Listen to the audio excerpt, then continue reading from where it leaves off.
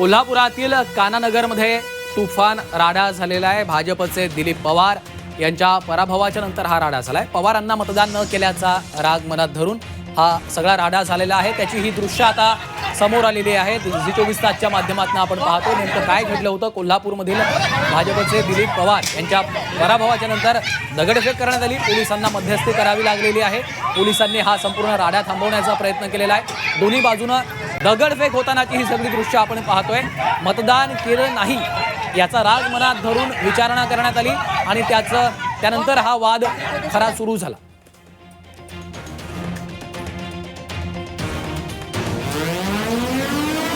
तर मुंबईमध्ये 227 पैकी 133 जागांवरचे निकाल जाहीर झालेत।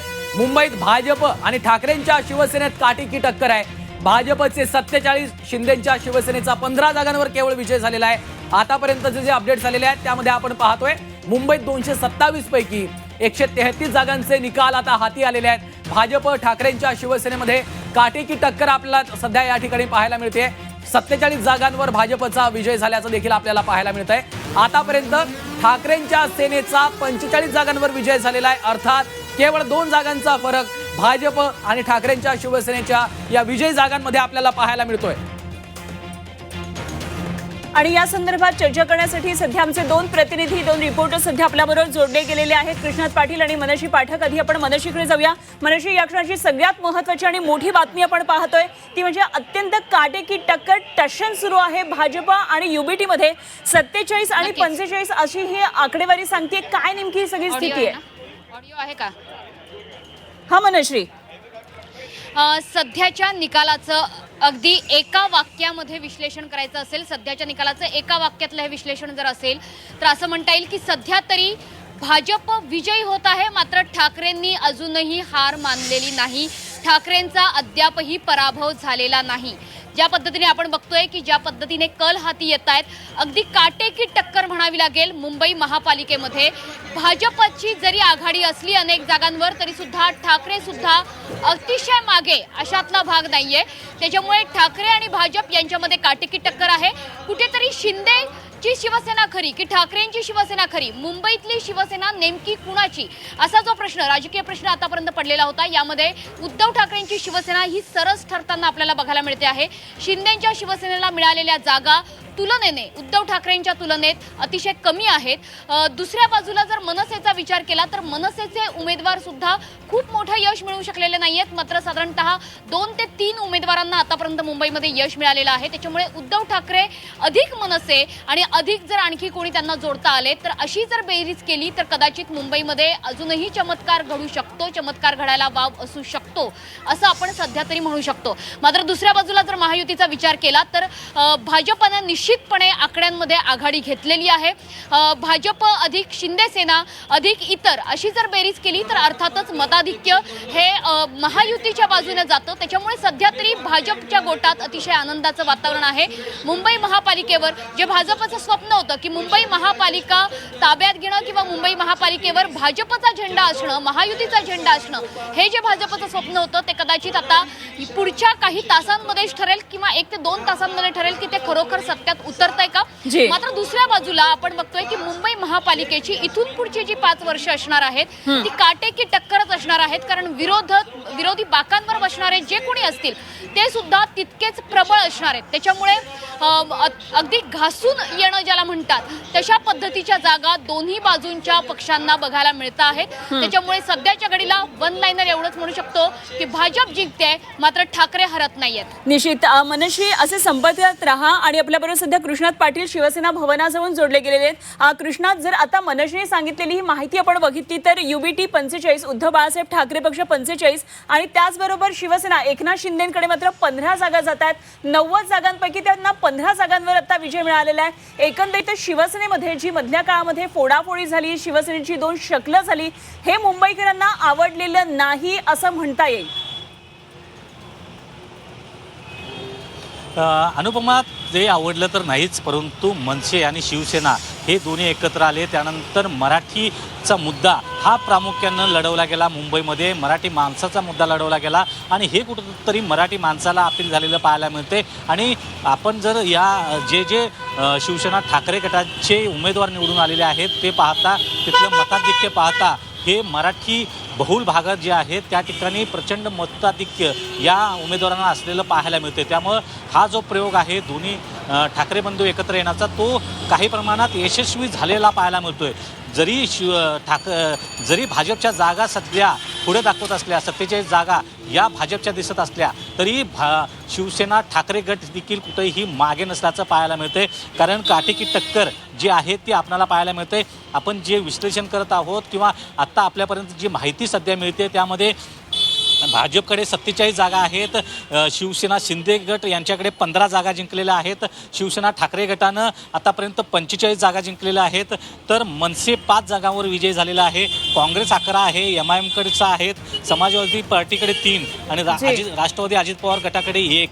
आणि अशा प्रकारे जर विश्लेषण करायचं झालं तर कुठं ना कुठं तरी काटेकी टक्कर दिसते. त्यामुळं अगदी शेवटचा निकाल हाती येत नाही, सर्व निकाल हाती येत नाहीत, तोपर्यंत काहीच सांगता येत नाही. कदाचित त्रिशंकू परिस्थिती देखील निर्माण होऊ शकते. कारण केवळ आता 133 जागांचा निकाल बाकी जाहीर झालेला आहे. अद्याप जवळपास 95 जागा ज्या आहेत त्यांचा निकाल बाकी आहे आणि यामध्ये काही उलटफेर होऊ शकतो, अशा प्रकारे एक शक्यता वर्तवली जाते. अगदी कृष्णात, पुढे जाण्याआधी प्रश्नाकडे मला वातावरण जाणून घ्यायचंय. शिवसेना भवनाजवळ नेमकं वातावरण काय आहे? कारण निश्चित जर हे चित्र पालटलं, काही उलटफेर या निकालांमध्ये झालं, सध्या तरी भाजप आणि शिवसेना एकत्रित जी बेरीज आहे ती जरी जास्त दिसत असली, साधारण 62 पर्यंत दिसत असली, तरी सुद्धा चित्रामध्ये काही फरक दिसू शकतो. तर शिवसेना भवनाजवळ या क्षणाला काय नेमकं वातावरण दिसतंय?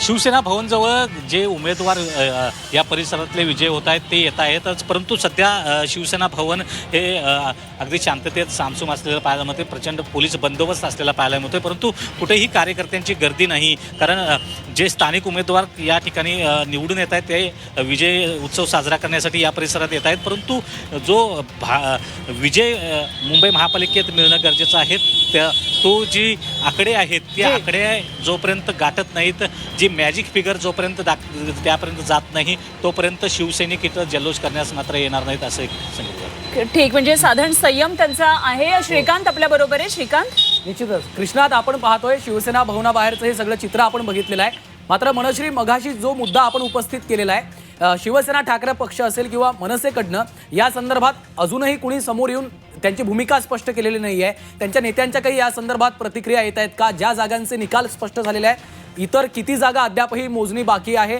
आणि कशा पद्धतीनं मतमोजणी आता उर्वरित जागांची होणार आहे? आतापर्यंत जे निकाल समोर येत आहेत, हे जे सगळं चित्र आहे त्यामध्ये काहीशी संभ्रमावस्था अनेक मतदारांमध्ये देखील, नागरिकांमध्ये देखील असू शकते. ठाकरेंकडनं अद्याप यावर कुठली प्रतिक्रिया आली आहे का मनश्री? नक्कीच आपण जर बघितलं तर ठाकरेंच्या बाजूने आपल्याला मोठी प्रतिक्रिया येताना अशी दिसत नाहीये. त्याच्यामुळे एकंदरीतच आपण जर बघितलं तर आता जसं कृष्णाने सांगितलं की काही जागांचे कल जरी हाती आलेले असले, म्हणजे जवळपास 133 जागांचे कल हे सध्याच्या घडीला जरी हाती येत असले तरी सुद्धा काही जागांचे कल अद्यापही हाती येणं बाकी आहे. विशेषतः दादरमधली परिस्थिती मी सांगेल, जेव्हा समाधान सरवणकर यांचा पराभव झाला तेव्हा विशेषतः शिवसेना भवन या ठिकाणी मोठा जल्लोष साजरा करण्यात आला. मात्र दुसऱ्या बाजूला शिवसेना म्हणजे उद्धव ठाकरेंची शिवसेना असेल किंवा मनसे असेल, यांच्याकडून कोणत्याही मोठ्या नेत्याने कोणतेही मोठं वक्तव्य केल्याचं आपल्याला बघायला मिळत नाहीये. दुसरीकडे तुलनेने मात्र महायुतीकडून म्हणजे विशेषतः भाजपकडून जल्लोषाला सुरुवात झालेली आहे. भाजपकडून अनेक नेत्यांनी वक्तव्य म्हणजे चित्रा वाघ असेल किंवा नितेश राणे असतील यांनी वक्तव्य ही केलेली आहेत. अर्थातच कॉन्फिडन्स दिसतोय भाजपच्या नेत्यांमध्ये. निश्चितच आकड्यांच्या मधूनच हा कॉन्फिडन्स आलेला आहे. मात्र अजूनही ठाकरेंच्या गोटात संयम ठेवा अशीच भाषा वापरली जाते. अजूनही ठाकरेंनी संयम ठेवलेला आहे, कारण ठाकरेंच्या गोटामध्ये हीच चर्चा आहे की अजून आपण हरलेलो नाही आहोत, अजून लढाई संपलेली नाहीये. अजून सगळे कल हातात आलेले नाहीयेत. म्हणजे 133 जागांवरचे कल जरी आपल्या हातात आलेले असले तरी सुद्धा आणखी काही तासांची प्रतीक्षा आहे.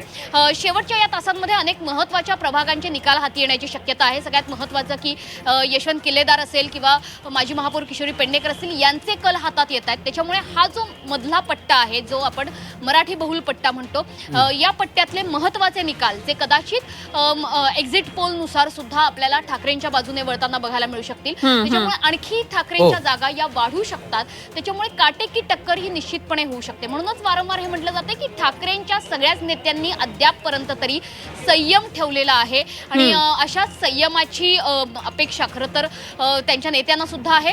भाजपच्या कोट्यात निश्चितच. आणि मनश्री, खरं तर हाच मुद्दा आहे की ठाकरेंनी संयम बाळगलेला आहे, कारण या जागांमध्ये आणखी बदल होऊ शकतो. जे चित्र आपल्या समोर आहे ते बदलू शकतं का? कारण 133 पैकी जवळपास नेक टू नेक फाईट आपल्याला पाहायला मिळते.